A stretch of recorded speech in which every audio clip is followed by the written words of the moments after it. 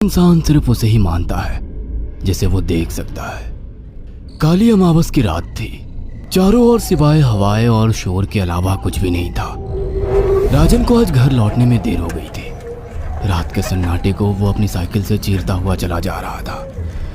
वह गांव की नदी तक पहुंचा ही था कि तभी उसे नदी के पास एक काला साया दिखाई दिया जो नदी के किनारे पानी को घूरे जा रहा था। इतनी रात को नदी के पास देखकर राजन के ना जाने क्यों रोंगटे खड़े हो गए। उसे ऐसा महसूस हुआ मानो उसके पैर साइकिल के पैडल पर जम गए हो। राजन कपकपाते हुए होठों से बोला, कौन है वहां पर? राजन ने इतना बोला ही था कि अचानक वो साया बिजली की रफ्तार से दौड़ता हुआ राजन के नजदीक आ गया। राजन की नजर जैसे ही उस साये पर पड़ी, उसके हलक से एक भयानक चीख निकल गई। इस घटना के 1 महीने बाद अर्जुन का सारा ध्यान ड्राइविंग पर था। उसकी पत्नी शिखा कार में ड्राइविंग सीट के बगल में बैठी हुई एक मैगजीन पढ़ रही थी। शिखा ने मैगजीन रखकर अर्जुन की ओर देखकर कहा, और कितनी दूर रह गया है तुम्हारा गांव अर्जुन? बस थोड़ी दूर रह गया है, आधे घंटे में हम पहुंच जाएंगे। तुम्हारे चेहरे पर इतनी टेंशन क्यों है? टेंशन क्यों नहीं होगी शिखा, मैंने अपनी माँ को बगैर बताए तुमसे लंदन में शादी जो कर ली। पता नहीं माँ तुम्हें देखकर कैसे रिएक्ट करेगी। डोंट वरी अर्जुन, मुझ पर भरोसा रखो। तुम्हारी माँ को मनाने की जिम्मेदारी मेरी है। आई होप शिखा ऐसा ही हो। यकीन मानो अगर ऐसा हुआ ना तो मेरे ऊपर से एक बहुत बड़ा बोझ उतर जाएगा। अब मुस्कुरा भी दो यार। अच्छा, तुम बता रहे थे कि गांव में तुम्हारी बहुत बड़ी हवेली बनी हुई है। कुछ बताओ ना अपनी हवेली के बारे में। अरे 15 मिनट में हम वैसे भी पहुंचने वाले हैं, तुम खुद देख लेना। कुछ ही देर में अर्जुन अपने गांव वीरपुर अपनी हवेली में खड़ा हुआ था। अर्जुन की माँ अर्चना देवी अर्जुन के स्वागत के लिए हवेली के बाहर खड़ी हुई थी। अर्जुन ने दौड़कर अपनी माँ के पैर छुए और डरते हुए बोला, ये शिखा है माँ, मेरी पत्नी। हम दोनों ने लंदन में शादी कर ली। अर्जुन की बात सुनकर अर्चना देवी मुस्कुराकर बोली, कोई बात नहीं बेटा, एक ना एक दिन तो तुझे शादी करनी ही थी। इतना बोलकर अर्चना ने अपनी बहू को गले लगा लिया और वो अंदर आने का इशारा करती हुई वहां से चली गई। अर्जुन को अपनी माँ का ये बिहेवियर देखकर बहुत ज्यादा हैरत हुई। उसे उसकी माँ इस बार बहुत बदली हुई सी लगी। अर्जुन पूरे 10 साल बाद लंदन से आया था। अर्जुन उन्हीं ख्यालों में खोया हुआ था कि उसके कानों में उसकी पत्नी शिखा की आवाज टकराई। अब क्या बाहर ही खड़े रहने का इरादा है क्या? अंदर नहीं चलोगे? कौन से ख्यालों में गुम हो गए? मुझे लगा था माँ को मेरी शादी के बारे में जानकर बुरा लगेगा, मगर माँ को तो जैसे कोई फर्क ही नहीं पड़ा। अजीब आदमी हो। ये तो अच्छी बात है, मुझे मेहनत करने की जरूरत ही नहीं पड़ी। चलो अब अंदर भी चलो। अर्जुन और शिखा अंदर की ओर चले गए। अर्जुन ने देखा कि उसकी हवेली में सन्नाटा पसरा हुआ था। उसे याद था कि उसकी हवेली में बहुत सारे नौकर चाकर हुआ करते थे। डाइनिंग टेबल पर डिनर के दौरान अर्जुन अपनी माँ से जो बोला वो सुन उसकी पत्नी शिखा और रहस्यमय अंदाज में मुस्कुराकर लगातार देखे जा रही थी। माँ, हवेली के सारे नौकर कहाँ गए? मैंने सबको छुट्टी दे दी बेटा। लेकिन क्यों माँ, तुम्हें तो काम करने में बहुत ज्यादा तकलीफ होती होगी। नहीं बेटा, मुझे कोई तकलीफ नहीं होती। कुछ वक्त से मुझे सुकून और सन्नाटा अच्छा लगता है। अर्जुन इससे पहले अपनी माँ से कुछ कहता कि उसकी माँ ने उसे बोलने से रोक दिया। अर्जुन चुपचाप खाना खाने लगा। खाने के बाद अर्जुन और शिखा बेडरूम में चले गए।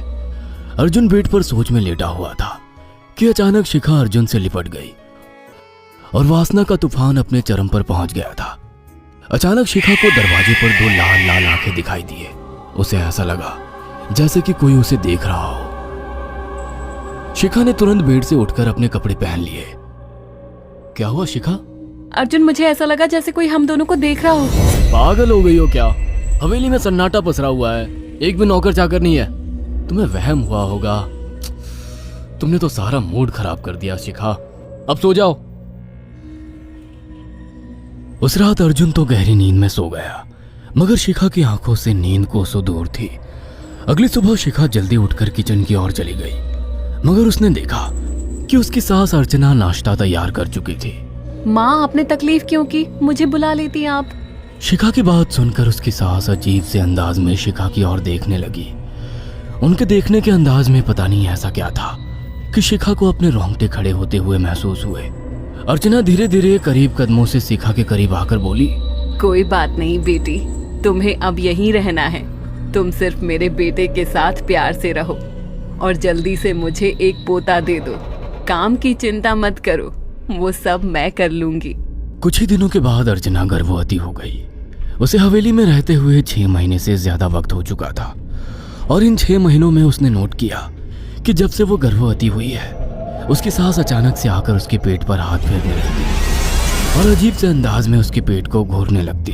शिखा ने तंग आकर अर्जुन से कहा, अर्जुन, मुझे तुम्हारी माँ का बिहेवियर बड़ा अजीब लगता है। तुम्हारी माँ जब देखो मेरे पेट पर आकर हाथ फेरती रहती है। अरे माँ को अपने पोते के आने का बेसब्री से इंतजार है शिखा, इसमें अजीब लगने वाली क्या बात है? मैं तुम्हें कैसे समझाऊं? मैंने माँ की आंखों में एक अजीब सी चमक देखी है। कैसी चमक? शिखा के मुंह से अचानक से एक अल्फाज निकल गया, जैसे किसी डायन की आंखों में होती है। शिखा की बात सुनकर अर्जुन का गुस्सा 7वें आसमान पर पहुंच गया। वो गुस्से से चीखते हुए बोला, खबरदार शिखा, आगे एक शब्द मेरी माँ के खिलाफ मत निकालना, नहीं तो मुझसे बुरा कोई नहीं होगा। तुम्हें शर्म आनी चाहिए शिखा। जब से तुम यहाँ पर आई हो तब से मेरी माँ तुम्हारी कितनी चिंता करती है। वह तुम्हें समय से खुद नाश्ता बनाकर देती है, खाना देती है, यहाँ तक कि हवेली की साफ सफाई भी वो अकेली करती है। क्या बोलूं अब तुमसे, शर्म आती है मुझे तुम्हें अपनी पत्नी कहते हुए। इतना कहकर अर्जुन गुस्से से कमरे से निकल गया। शिखा अर्जुन से बहुत कुछ कहना चाहती थी मगर कह नहीं पाई।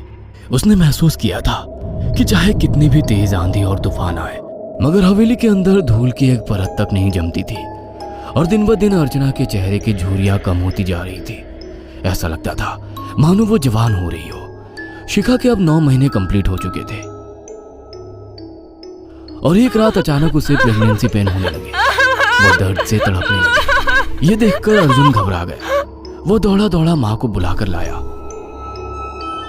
और बोला, माँ, हमें तुरंत शिखा को किसी अच्छे हॉस्पिटल में एडमिट कराना होगा। अर्जुन ने देखा कि उसकी माँ ने उसकी बात को सुना ही नहीं। वो तो बस शिखा के गर्भ की ओर आंखें फाड़ फाड़ कर देखी जा रही थी। अर्जुन एक बार चिल्लाकर कहा, माँ, हमें शिखा को इसी वक्त हॉस्पिटल में एडमिट कराना होगा। नहीं, शिखा की डिलीवरी हॉस्पिटल में नहीं, इसी हवेली में होगी। लेकिन इस हवेली में आपके और मेरे अलावा कोई नहीं है। तभी शिखा दर्द से तड़पने लगी। अर्चना ने अपने बेटे को धक्के देकर कमरे से बाहर निकाल दिया और दरवाजा बंद कर लिया। अर्जुन हक्का बक्का रह गया। अर्जुन दौड़ता हुआ गांव की ओर गया। उसने देखा कि गांव में एक पेड़ के नीचे गांव के सभी बुजुर्ग इकट्ठे थे। उनके हाथों में जलती हुई मशालें थीं। अर्जुन उनके पास पहुंच गया और बोला, मेरी मदद कीजिए, मेरी बीवी को प्रेगनेंसी दर्द हो रहे हैं। आप प्लीज किसी दाई को बुला लीजिए, जितना पैसा चाहिए देने को मैं तैयार हूँ। तभी उसके कानों में गांव के सरपंच की आवाज टकराई, बेवकूफ लड़के, तू अपनी बीवी को एक डायन के यहाँ पर मरने के लिए छोड़ आया। क्या कहना चाहते हैं आप? आप जानते हैं आप क्या कह रहे हैं? वही जो तू सुन रहा है। तेरी माँ एक डायन है। इन गांव वालों के हाथों में जो मशाले देख रहा है ना, हम तेरी ही हवेली में आग लगाने जा रहे थे। तेरी माँ ने इस गांव में ना जाने कितने नौजवानों को मार कर खाया है। तेरी माँ एक डायन है। लगता है आपका दिमाग खराब हो गया है। आप जानते भी हैं मैं कौन हूँ? हाँ, मैं जानता हूँ। तू ठाकुर धीरेन्द्र प्रताप का बेटा है। तेरे पिता को शक हो गया था कि तेरी माँ एक डायन है, इसीलिए उन्होंने तुझे हमेशा उससे दूर रखा। पहले तेरी माँ ने तेरे पिता को मारा और धीरे धीरे करके वह हवेली के सारे नौकरों को मार कर खा गई और फिर गांव वालों को भी मारने लगी।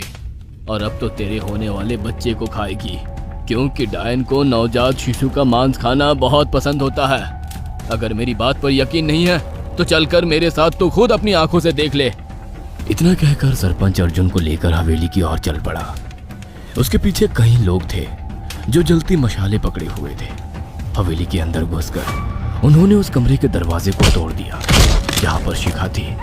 कमरे का मंजर देखकर अर्जुन के रोंगटे खड़े हो गए। उसने देखा कि उसकी माँ एक बेहद भयानक रूप में उसके बच्चे का मांस खा रही थी और उसकी पत्नी शिखा फर्श पर मरी हुई पड़ी थी और पूरा फर्श खून से लाल था। अर्जुन को अपनी आंखों पर यकीन नहीं आ रहा था कि तभी उसकी माँ उसके ऊपर झपटी। सरपंच ने चीखकर कहा, अरे इस डायन को आग लगा दो, जिंदा जला दो इसे और साथ ही इस हवेली को भी। सभी लोगों ने जलती हुई मशाले डायन के ऊपर फेंक दी। देखते ही देखते डायन दर्द से चीखने और चिल्लाने लगी और कुछ ही देर में वो जलकर राख हो गई। हवेली में आग लगते ही सभी लोग अर्जुन को खींचकर बाहर ले आए। अगले दिन अर्जुन अपनी पत्नी की यादें साथ लेकर आंखों में आंसू लिए दोबारा लंदन वापस चला गया।